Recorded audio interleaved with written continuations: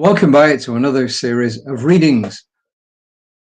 Is it the beginning of the week? I don't know. I never know whether the week begins on Sunday or Monday. The work week for sure begins on Monday, but does the week begin and end on Sunday? I don't know. I always kind of thought it like Sunday through Saturday, but maybe I'm wrong. Maybe you are. Really doesn't matter because here is a new reading. So let's go. It's called Box. What box? First quote is from someone you've all heard of, Walt Disney, in How to Be Like Walt. He says, no, don't think outside the box. Once you say that, you've established that there is a box. And Ernest Holmes, in This Thing Called You, he says, you are never limited by the principle of your being. Limitation is a result of the use of this principle, the power that flows through us. You can come to but one conclusion. There is something that honors your belief. Not in a big way in one place and in a little way in another. Rather, it honors your belief as you believe it. This thing called you, which all boils down to it's done it to you as you believe. However, we believe that what is doing the work is the universal subjective mind, and that's the principle there. And that was actually on page 93, paragraph 2 of This Thing Called You. And this is Reverend Raymont, who says, if you add 7 plus 3, you have but one solution. But if you begin with equals 10, you find an infinite number of ways to reach 10. When we have a firm vision of the desired result, we also have access to infinite ways to manifest the result. Like physicians, whose mastery of human anatomy gives them a clear vision of how a bone or an artery needs to operate effectively. We, he says, as metaphysicians, we as people who use these kind of principles are invited to have mastery of the anatomy of spirit, the anatomy of science of mind, which, as I said, in this particular framework means it's done unto you as you believe. Belief, that's thought plus feeling, as I've often said. That's not the sum total of science of mind, it's this aspect of it we're talking about. Then he says, if we continue to argue for the box, we will get the box. What could happen if we stop believing and stop saying things like, well, there has always been war, so there always will be war. Or the rich get richer and the poor get poorer. What if instead we declare the desired results, not just in our words, but by our actions? Would we be on our way to healing and transforming the entire planet? We're boxed in and limited by so many binary ideologies without even realizing it. He says God as father or mother is binary, and whether we realize it or not, a binary God actually denies the gender expansiveness of God, of that which is all genders and no gender, and lots and lots and lots more things besides that. He says, what other ways do we create limited solutions instead of accessing the infinite possibilities? Are we willing to let go of the easy and comfortable to embrace and embody the full power and the efficacy of this theology?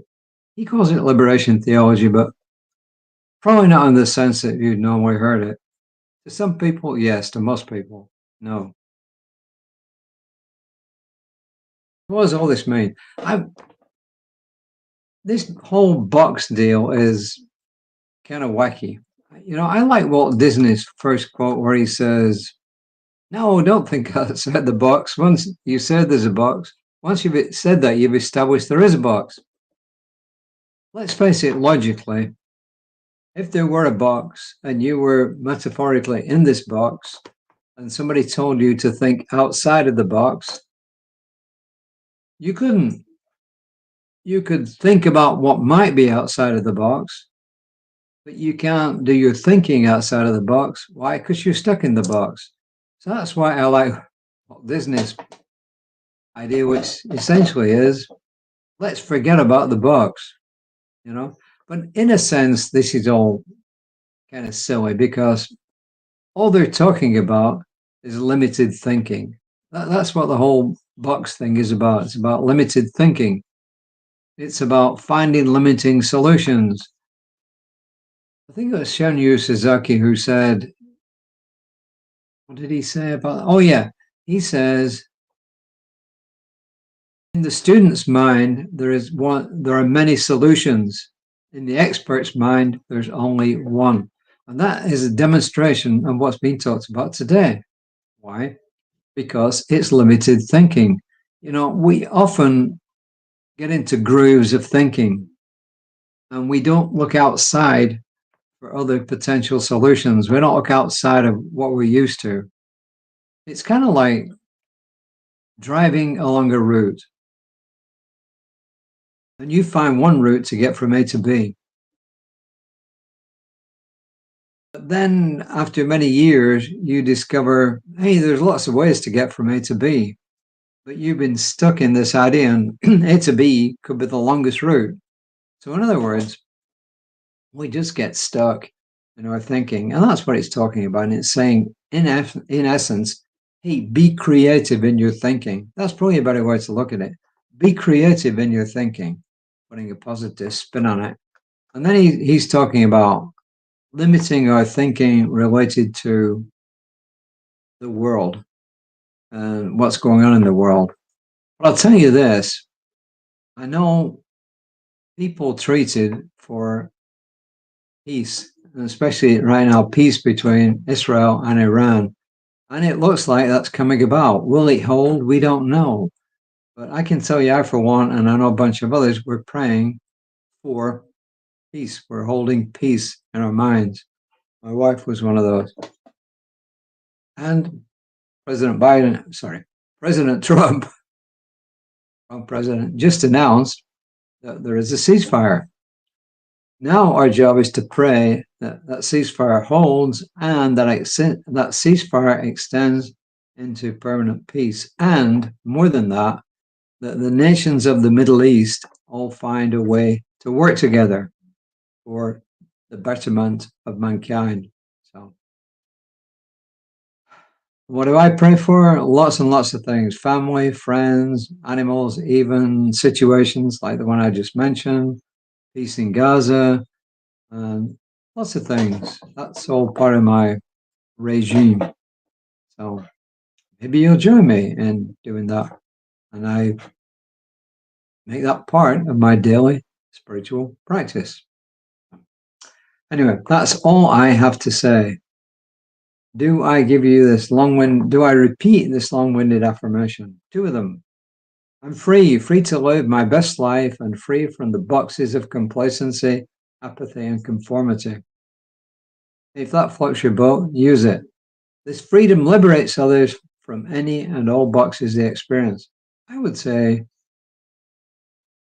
freedom of thought and action liberates others from any and all boxes they experience. But as I said, whatever works best for you. So I am knowing that the peace that is being established between Iran and Israel continues. And I know this, I claim peace in Gaza.